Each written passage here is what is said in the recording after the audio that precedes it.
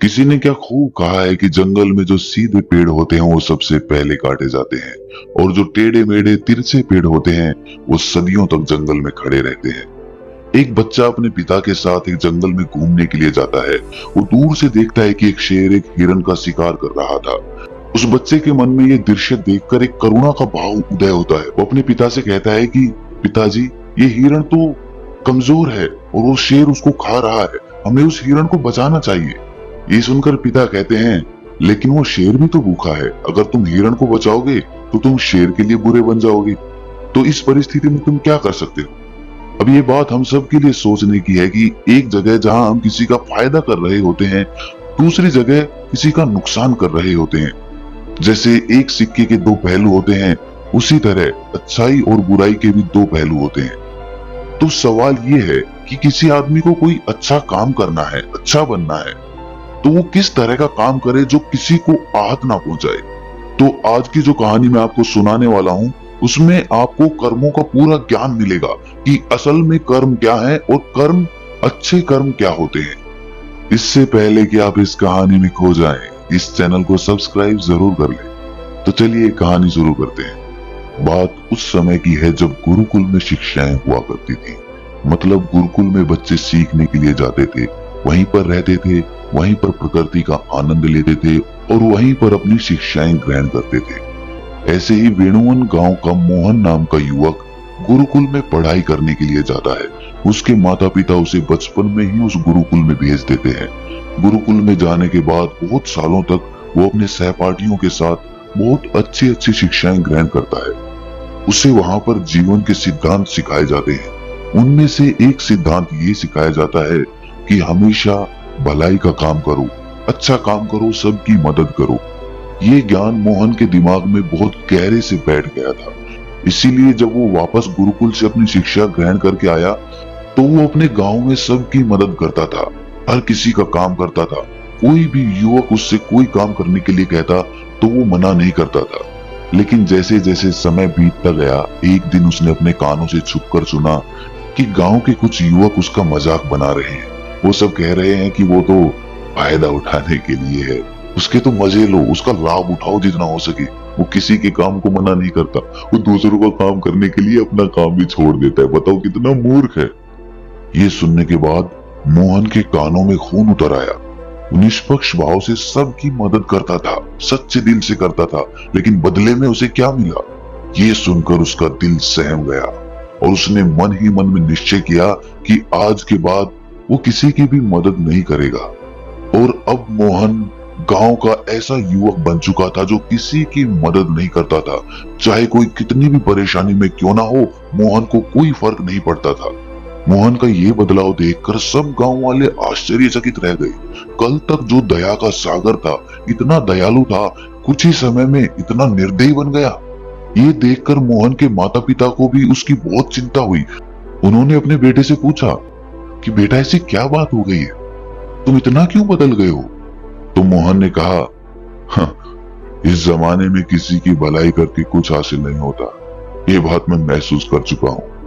मैंने जीवन में जितनी भी गुरुकुल से शिक्षाएं ग्रहण की, वो सारी शिक्षाएं बेकार चली गई, वो व्यर्थ हो गई, क्योंकि ये संसार किसी का नहीं है। यहाँ सच्चे दिल से कोई किसी की मदद करते उसको बेवकूफ समझा जाता है। और ये कहते कहते मोहन वहीं पर रोने लगा और इसके बाद मोहन बहुत परेशान रहने लगा। उसके माता पिता पहले वाला मोहन चाहते थे, वो वही मोहन चाहते थे जो सब लोगों की मदद करता था। लेकिन उनका बेटा कहीं दूर निकल चुका था। दिन ब दिन हालत और भी गंभीर होती गई। एक दिन उनके माता पिता को पता चला कि पड़ोस के गांव में एक बौद्ध भिक्षु आया हुआ है और वो मानव स्वभाव के बारे में बहुत सारी बातें बता सकता है। इसीलिए मोहन के माता पिता मोहन को लेकर उस बौद्ध भिक्षु के पास पहुंचते हैं। जब वो उस गांव में घुसते हैं तो एक औरत एक बौद्ध भिक्षु को बहुत जला कटा सुना रही थी। वो उसको कह रही थी कि इनको शर्म नहीं आती, भीख मांगने के लिए आ जाते हैं, सुबह सुबह अपना काम तो नहीं करते, दरवाजे पर आकर खड़े हो जाते हैं और पता नहीं ऐसी क्या क्या बातें। लेकिन बौद्ध भिक्षु तो भिक्षा मांग कर ही खाते हैं, उन्हें तो सब कुछ सहना पड़ता है। इसीलिए वो बौद्ध भिक्षु एकदम शांत खड़ा हुआ था। उसमें क्रोध का भाव तिनका मात्र भी नहीं था। और जब उस भिक्षु को उस घर से भिक्षा नहीं मिली तो वो दूसरे घरों की तरफ निकल गया। ये सारा दृश्य मोहन भी देख रहा था। इसके बाद उसके माता पिता उस गांव के लोगों से पूछकर उस बौद्ध भिक्षु के ठिकाने पर पहुंचते हैं।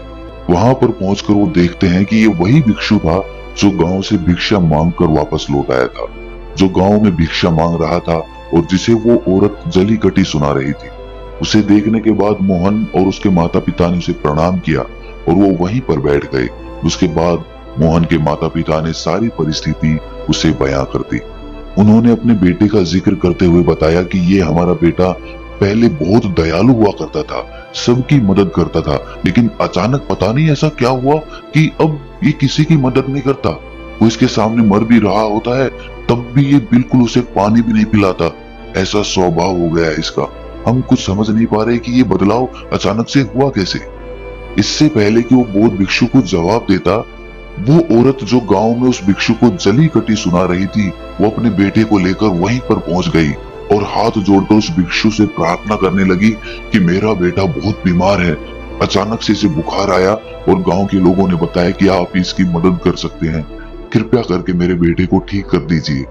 ये सुनकर वो बौद्ध भिक्षु तुरंत उस बच्चे का उपचार करने में लग जाता है और कुछ ही देर बाद औषधियां देने के बाद वो बच्चा बिल्कुल स्वस्थ हो जाता है। ये सब देखकर वो औरत उसे कुछ भिक्षा देकर प्रणाम करके वापस लौट जाती है। ये सारा दृश्य मोहन भी देख रहा था। मोहन के मन में एक सवाल उठ रहा था और जब वो इसका कोई जवाब नहीं ढूंढ पाया तो उसने उस बौद्ध भिक्षु से पूछा, शायद आपने पहचाना नहीं, ये वही औरत थी जो आपको जली कटी सुना रही थी, जो गांव में आपको भिक्षा देने से मना कर रही थी। शायद आपने उसे पहचाना नहीं तो आप उसकी मदद नहीं करते। ये सुनकर वो बौद्ध भिक्षु मुस्कुराने लगता है। उसके बाद वो बौद्ध भिक्षु मोहन को बताता है कि दूसरों की अच्छाई करने से कुछ अवस्थाओं में दुख मिलता है, लेकिन अगर तुम कर्मों का सिद्धांत समझ लेते हो तो अच्छाई और बुराई, इसके सारे भेद तुम्हारे सामने स्पष्ट हो जाएंगे। मैं भली भांति जानता था कि ये वही औरत है, लेकिन मैंने बिना कोई द्वेष का भाव रखे हुए वही किया जो मेरा कर्तव्य था। जब आप किसी की भलाई या किसी की अच्छाई बिना किसी लालच के करते हो, बिना किसी बदले के करते हो, बिना किसी द्वेष के करते हो, वही अच्छाई होती है। लेकिन अक्सर हम लोग जब किसी की मदद करते हैं तो हमारे मन में यही भावना बन जाती है कि बदले में वो इंसान भी मेरी मदद करे, लेकिन जरूरत पड़ने पर जब वो हमारी सहायता नहीं करता तो हमें दुख होता है। इसीलिए किसी भी इंसान के साथ बिना कुछ पाने के भाव से उसका भला करो, और उतना ही भला करो जितना तुम्हारा सामर्थ्य हो, मतलब तुम्हारी आर्थिक और शारीरिक क्षमता के हिसाब से, ताकि कल को अगर वो इंसान तुम्हारे साथ बुरा व्यवहार भी करे तो तुम्हें उसका खेद ना हो, उसका पश्चाताप ना हो कि मैंने तो इसके लिए इतना कुछ कर दिया और ये मेरे साथ अब ऐसा व्यवहार कर रहा है। इसीलिए किसी का उतना ही भला करो जिससे तुम आहत ना हो। दूसरी बात, किसी दूसरे परिवार के झगड़े के बीच में तुम कभी मत पड़ना। अगर कोई पति पत्नी आपस में लड़ रहे हैं और वो पति अपनी पत्नी को पीट रहा है और तुम उसे बचाने के लिए पहुंच जाते हो कि तुम भाई औरत को क्यों पीट रहे हो, तो ऐसा करना तुमको संकट में डाल सकता है, क्योंकि वही औरत जिसकी तुम मदद करने के लिए गए हो वो ये कह सकती है कि ये हमारी आपस की बात है, तुम्हें इससे क्या लेना देना, और इसका तुम्हारे पास कोई जवाब नहीं होगा। इसीलिए दूसरे के फटे में कभी टांग मत अड़ाना। अगर ऐसी स्थिति कभी पैदा हो जाए, कोई तुमसे मदद मांगे तो दरबारियों तक खबर पहुंचा दो, अदालत उसका फैसला करेगी। तीसरी बात, अपने विवेक का इस्तेमाल करो। अपनी आंखें खोलकर देखो कि किसे वास्तविक रूप से मदद की जरूरत है और कौन ढोंग कर रहा है, क्योंकि अक्सर लोग दया का पात्र होने का दिखावा करके आपको बेवकूफ बनाकर आपसे मदद ले लेते हैं। जैसे कि आज के युग में हम बहुत सारी जगहों पर देखते हैं, बस अड्डों पर, रेलवे स्टेशन पे, कि बहुत सारे छोटे छोटे बच्चे भीख मांगते रहते हैं। अब उसमें दो स्थितियां पैदा होती है। अगर आप उनको भीख देते हो तो आप भीख मांगने को बढ़ावा देते हो, और अगर भीख नहीं देते हो तो वो बच्चा शायद आज खाना भी ना खा पाए। इसीलिए ऐसी स्थिति में आपको अपने विवेक का इस्तेमाल करना चाहिए। आप उसको पैसे देने की बजाय खाना खिला सकते हो या कुछ किताबें दिला सकते हो। इसीलिए सही तरीके से मदद करने के लिए विवेक का होना बहुत जरूरी है, वरना तो आपके धन का दुरुपयोग ही होगा। और एक बात जो समझने की है कि किसी की भलाई करनी है तो खुद की भलाई करो, क्योंकि अगर तुम खुद जीवंत हो गए, अगर तुम खुद बदल गए तो पूरा जमाना अपने आप ही बदल जाएगा। इसीलिए कहीं आपने अपने मन में ये भ्रम तो नहीं बना रखा है कि मैं तो अच्छा इंसान हूँ और मैं दूसरों की मदद करता हूँ। तो वो तुम्हारा अहंकार का रूप है।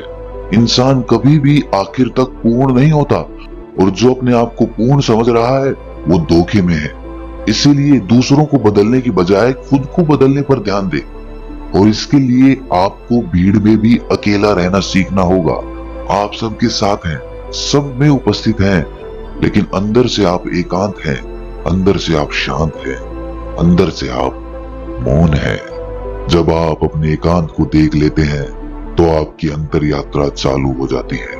अपने अंदर के एकांत का आनंद उठाने के लिए आपको ध्यान में उतरना होगा। आपको रोजमर्रा की जिंदगी में ध्यान को एक हिस्सा बनाना होगा, ध्यान को वक्त देना होगा। उसके बाद आप पाएंगे कि आपके अंदर के एकांत के समान आनंद इस दुनिया के किसी भोग में नहीं है, किसी वस्तु में नहीं है, किसी वासना में नहीं है। नदी के किनारे पड़ा हुआ छोटा सा पत्थर भी उस नदी के भाव से कट कट कर बहुत मुलायम हो जाता है। उसमें कोई दरार, कोई कोना नहीं बचता। उसी तरह ध्यान के निरंतर भाव में बहने से उसी तरह निर्मल हो जाता है, जिसके बाद हम किसी भी चीज को महसूस कर सकते हैं, जिसके बाद हम वर्तमान का मतलब समझते हैं, जिसके बाद हमारे अंदर करुणा का उदय होता है। वो करुणा जो किसी विषय वस्तु से नहीं जुड़ी हुई। इसीलिए दोस्तों, आज से ही अपनी अंतर यात्रा चालू कर दें, अपने जीवन के आनंद को पहचाने, क्योंकि इंसान की जिंदगी बहुत छोटी होती है।